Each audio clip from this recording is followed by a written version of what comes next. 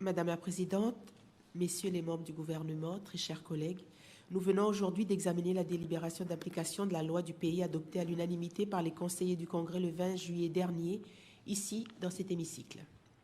Chacun sait la situation dégradée depuis ces dernières années du recrutement des professionnels de santé. En France, comme en Nouvelle-Calédonie, plus particulièrement dans le Nord et aux îles Loyauté, on déplore des déserts médicaux.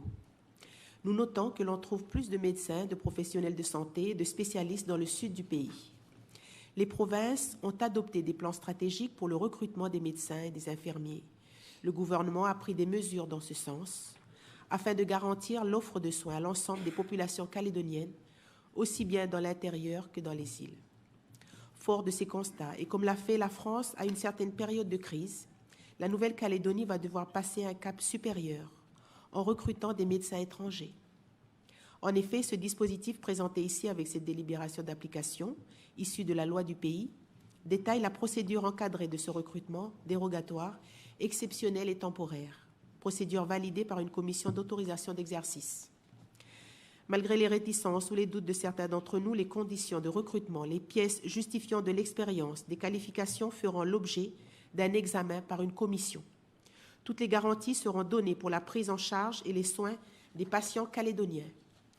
Le groupe Union nationale pour l'indépendance soutient cette démarche et s'inscrit dans ce projet afin de pallier à cette pénurie. Même si le dispositif est temporaire, une évaluation permettra d'en faire un bilan en fin 2026, de décider de sa poursuite ou non, de son amélioration, le cas échéant. Ce sujet de pénurie oblige la Nouvelle-Calédonie à se pencher sur la formation des professionnels dans tous les domaines et à tous les niveaux des corps de métiers de santé. D'ici la fin programmée de ce dispositif transitoire, le pays n'aura pas eu le temps de former des médecins, des chirurgiens dentistes et des sages-femmes.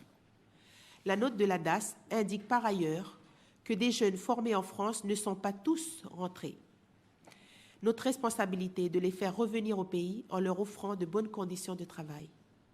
Voici donc les mesures qui accompagneront la Nouvelle-Calédonie dans l'atténuation de la pénurie, du manque de médecins, et pour toutes les raisons développées au cours de cet examen de texte, le groupe Union nationale pour l'indépendance soutient ce dispositif et adopte ce projet de délibération. Oleti.